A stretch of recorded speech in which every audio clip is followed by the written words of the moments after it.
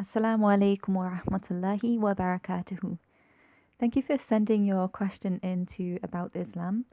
I understand that you're feeling concerned that your grandparents are constantly fighting with each other. May Allah reward you to begin with for reaching out to really find ways to seek help with your grandparents.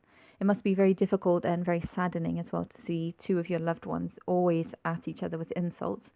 And mashallah, you've tried all you can to try and rekindle this love between them that seems to be fading after 55 years of marriage together, mashallah. You tried talking about their marriage and how they got together, and sometimes this can be a successful way to kind of rekindle relationships, but obviously in this case it didn't seem to work this way for them. But there are a number of reasons why this might be. So I think the first thing to look at is why it didn't work, why this kind of technique didn't work for them.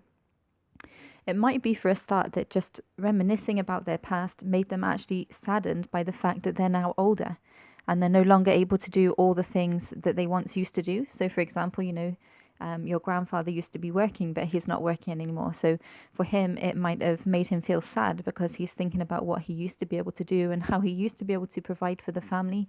But now he's no longer able to do this, maybe physically or emotionally. He's older now and needs to come to terms with this. And whilst they are happy memories to look back on and cherish, they're also this kind of reminder of what they can't do now as well. So sometimes looking back, whilst it can be a nice thing, can also be quite distressing as well because you realize how things have changed.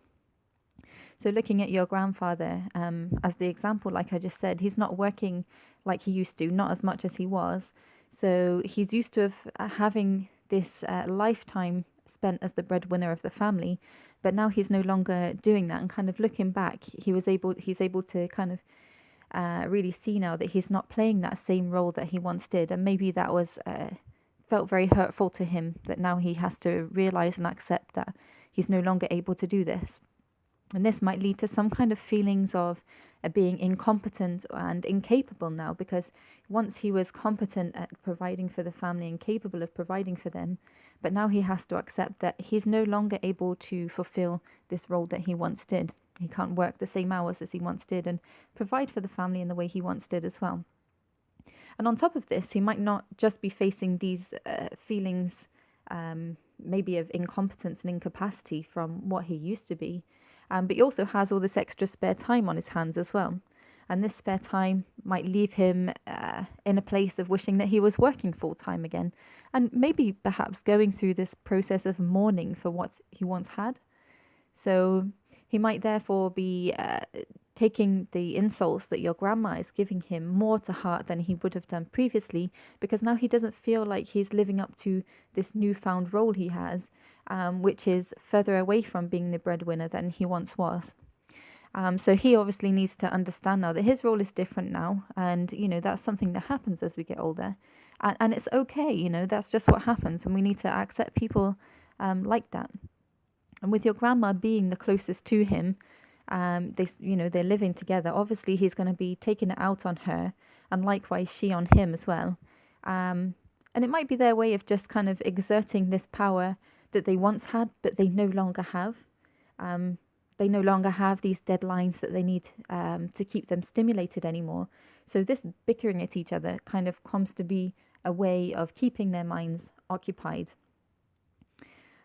And as people get older, as your grandfather, for example, is not working anymore, their lives become more restricted and more confined, and maybe for whatever physical or emotional reasons that it's more difficult to get out and do the things that they once used to. This can lead to this sense of purposelessness as well.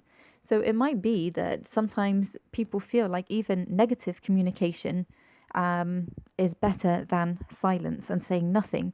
So the mere fact that they're communicating might give them this sense of purpose that they don't have if they're not saying anything at all, and perhaps overcomes and reduces these feelings of loneliness and offers some kind of comfort because they know they have somebody to interact with. Unfortunately, it's negative interactions. There are ways that we can look into overcoming this. And the way you might think of perhaps overcoming these difficulties might be to take them out individually and give them this individual attention and appreciate them individually as well. Hear each other's side of the story, but without taking sides, obviously. And ask them, since you both feel frustrated with each other, what can you do to ease the stress in the relationship, and kind of give them that power to make the decision about how they can ease the stress in the relationship. So giving them this individual attention and giving them some kind of power over how they are going to make things better in their relationship. And regarding your grandmother, don't just assume that she's depressed. Maybe she's just not a social person. Some people just aren't these kind of social people. Some people like time to themselves. And, if she's always played this housewife role where she's always been at home and she's not really had much chance to interact when she was younger, then maybe this is just really the way she's been and the way she's always been. And even though this might lead you to think that she's not happy because she's not going out and talking to people, this might not be the case. It might be that she is actually happy being at home on her own and not interacting with other people. And that's what makes her happy. So even though she's not interacting with other people, this might not be a source of unhappiness for her. So she might be more happier than what you actually think she is. And if this is just the way she is, then I guess it's just for the family to accept that that's just the way she is, and that's what, that's how she's happy when she's on her own doing her own thing.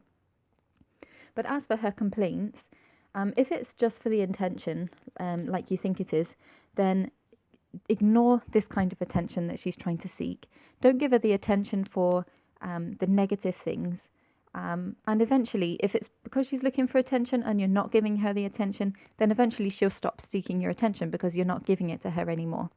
But what you can do is, if she's really looking for attention, instead, give her positive attention for all the good things she does, for the positive things she does, and ignore the negative things that she does. So maybe when she has had an interaction with someone else, then give her some kind of positive reinforcement for it, and give her the attention for this. Maybe it's a time when she's not argued with your grandfather, then give her the positive attention in this case.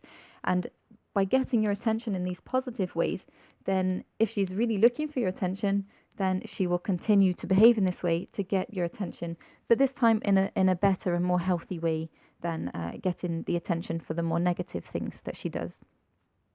You might also think of relieving her from her chores as well.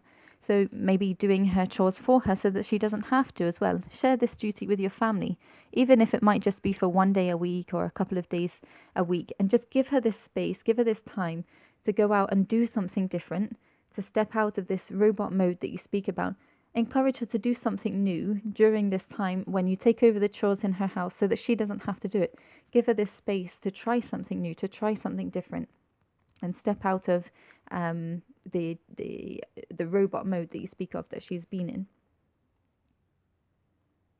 And then maybe give her the attention there, the positive attention for having tried out something new, for achieving something new. And this can be a motivation for her then as well. So overall, it's about trying to understand the reasons why they are arguing with each other, and whether it's just part of their routine, and maybe there's some kind of underlying psychological issues, like I've said, about, accepting their changing roles as they've gotten to old age, about always being in the company of each other, and the ways we can overcome this by giving them some separate time away from each other, giving them individual attention, and appreciating them individually, as well as encouraging them to maybe do new things as well, and give them attention for the new and positive things that they're trying. And just to remind you of an ayah from the Quran, which mashallah just relates to what you're doing in helping out your grandparents. In Surah 17, ayats 23 to 24, "Thy Lord hath decreed that ye worship none but him, and that ye be kind to parents, whether one or both of them attain old age in thy life. Say not to them a word of contempt, nor repel them, but address them in terms of honour, and out of kindness lower to them the wing of humility, and say, My Lord, bestow on them thy mercy, even as they cherished me in childhood." And on that note, may Allah bring happiness and contentment in your family. Ameen.